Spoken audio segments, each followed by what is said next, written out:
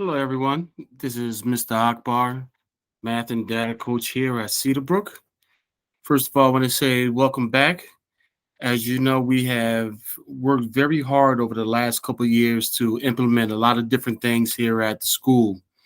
One of the things that was celebrated during the summer was the use of data and math folders by some of our teachers here at Cedarbrook.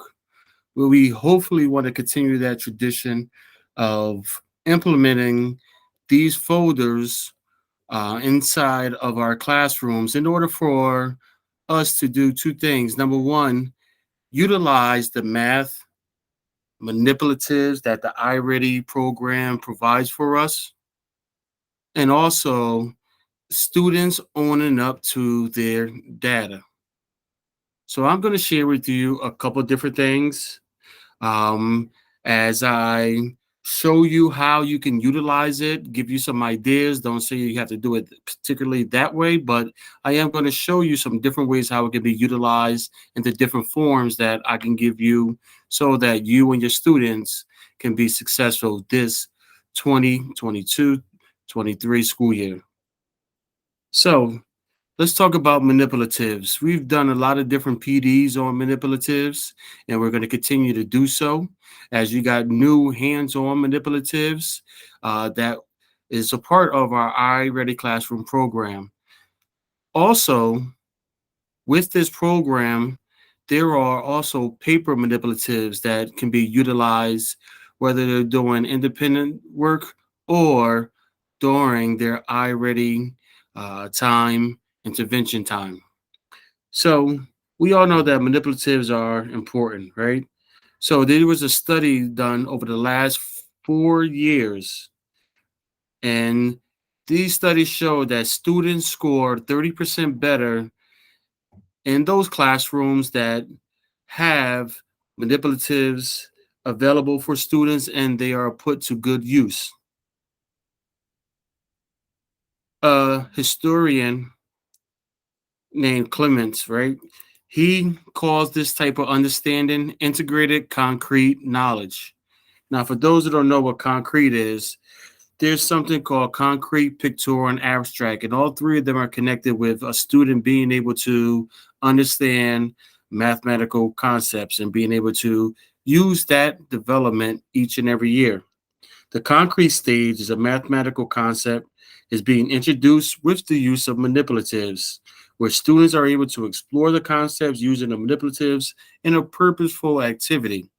We want to move the concrete, which is the first stage, into the abstract stage where we utilize and understand the mathematical symbols and being able to express those symbols through the use of those manipulatives, where students are able to demonstrate the understanding of the mathematical concept by using a model or I should say, explaining their thinking.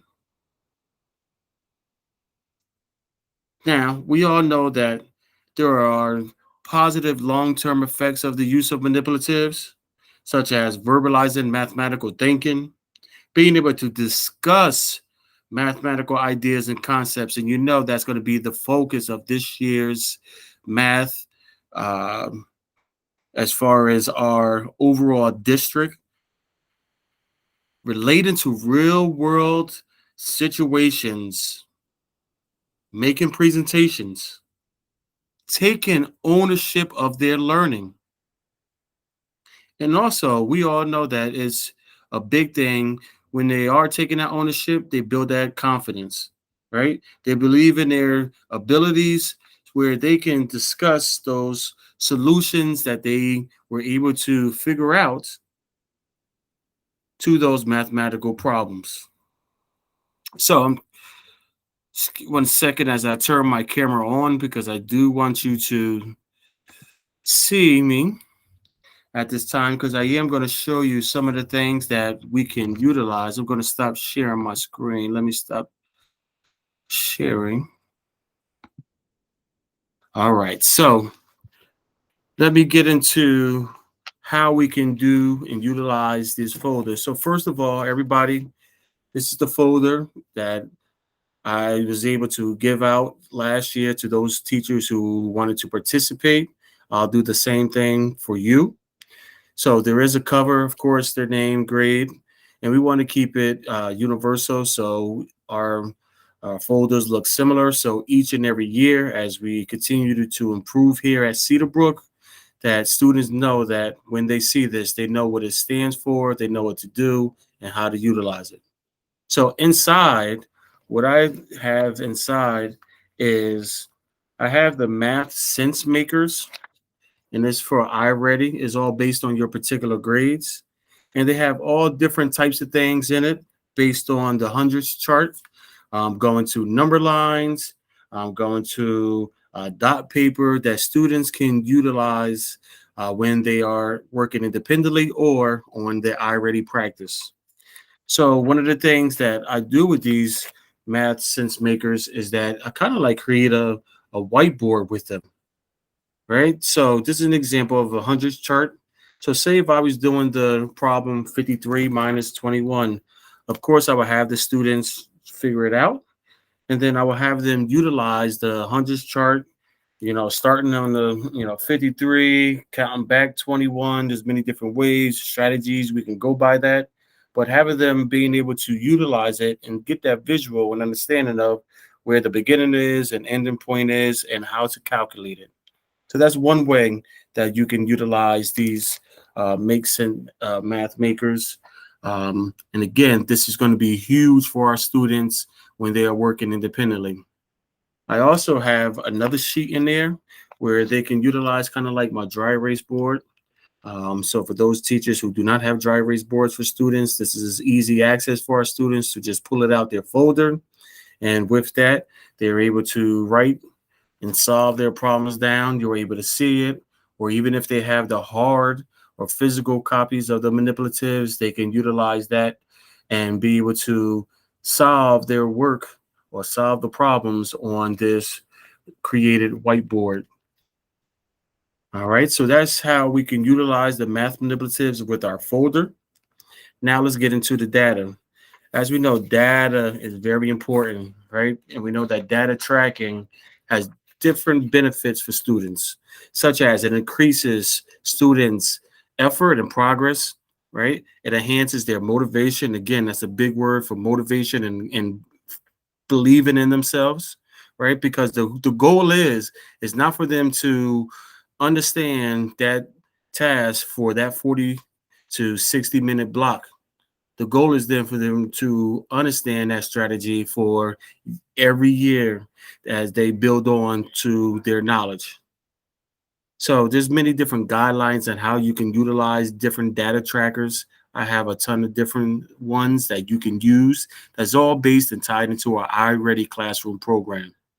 So these data trackers do have guidelines, and these are my suggestions, right? Encourage the students to understand what the data tracking means. Consider giving collective goals or group accountability. Have students track their progress with the data trackers, not you. Remember, the student goes home tired, not you. And this gives a great this is a great resource for your parent teacher conferences where parents can see how their students are buying into their education. Um, so with that being said, uh, the first thing I'm going to show you is something that is called a student fingertip. Now, the student fingertip gives the students in your classroom, right? It gives you information based on how the students tested and all the many benchmarks that we have taken over the last couple of years. So, for example, if a student's in third grade, not only are they going to get last year's second grade scores, but also their first grade scores. And with that knowledge, you're able to see how a student has grown, what growths they have taken, and also it gives you a baseline of where they stand based on the different standards that was tested in our Linkit and other NJSLA uh, assessments. So this is something that is given to us down by the district, was passed down by the district. And Dr. Asante is asking you to make sure you take ownership of this. You know what this is, because this is not the first time that we're going to take a look at these fingertips as we dig deeper into each and every student here at Cedarbrook. One of the things that I created, and this is great for our students, is that I created a form where students can keep track of where they stand as far as each of the assessments, especially based on the previous years. They can track their score from the previous year, where they stood based on that score, and also as the year go on, they can fill it out. And I have this for both ELA and for math assessments.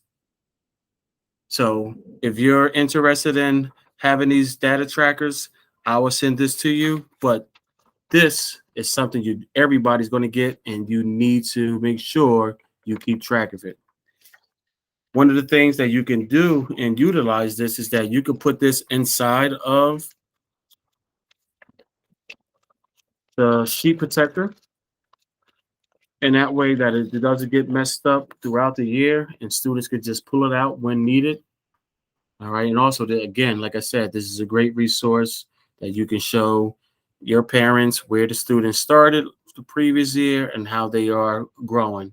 And we all know the word of the last couple of years has been the word growth. So some other forms that you can use that track data are the forms that deal with iReady. Showing you an example. You could do it per week to make it easier for you and your students so they'll know how to track it every day. So there are weekly trackers. I can make this into a packet for you. That way that is less work for you.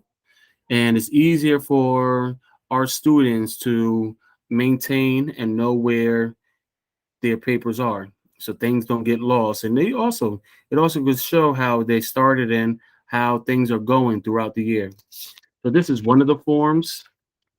I have another one just like this, where I love this because students get to reflect on their data. Maybe that Friday, they can take the first 2 or 3 minutes and reflect on what they learned throughout the week through the iReady practice, the independent practice. And this is great to show, again, our parents that students are buying into their education. This is another great worksheet. And again, if you're interested in this, again, this is something quick that the students can fill out with 1 or 2 minutes, where they are answering questions based on how they feel before they take the diagnostic. One of the classes last year, they did a great thing where not only did they do all the things as far as the data trackers that I showed you, but even got to a point where they were reflecting on assessments. Students reflected on the assessment, how they did, and where they want to improve, and how they want to grow based on their scores. Another form here is, taking a look after the month is over, right, and reflecting on that month and seeing how they can definitely improve based on what happened during that time frame. Now, that ends my little display as far as how you can utilize. Those middle school students that take the athletic bus, please, teachers, release them so that they can be in the front by 2:20 p.m. Thank you. All right, so sorry about that interruption, but that ends my thing with the folders. We all know that the key thing, and also that we can do too, is something we started last year. I will put that inside my students' folders so they can do it themselves based on what grade they're in. And then they can keep track of their diagnostic scores to see how close they are to be on or above grade level. Now, I'm going to end it off with this. Now, there's several different ways that you can utilize data inside your classroom. We're going to be talking about this all throughout the year. For those who've been with us for the last couple of years, our conversation started very small about 4 or 5 years ago when we did our first data carousel. We know how important that data carries over to many of the different choices that we make inside our classroom, many of the different things that we plan inside our classroom and how it affects our students. So that is important. Not only do you need to know your data, but your students need to know their data. Um, I will end it with this. Although I showed you a folder where students can stay private, one of the things that you can utilize too is classroom charts. And I have some for you. This is a tracker that some of you used last year inside your classroom, where you gave each of the students numbers so nobody know who was who, and then they were able to put their lesson completions on the goal of completing 35 or more lessons within the school year. So this is something that I can put together for you. If you're interested in it, send me an email and I will provide this poster and many other posters for you that the iReady program has given to us or allows us to use. So I look forward to hearing from many of you. Some of you already spoke to, and we already got the ball rolling. So hopefully you buy in and continue to buy in, because our data shows that those teachers who utilize all the components of the Ready Classroom program that has been provided to them has had more success.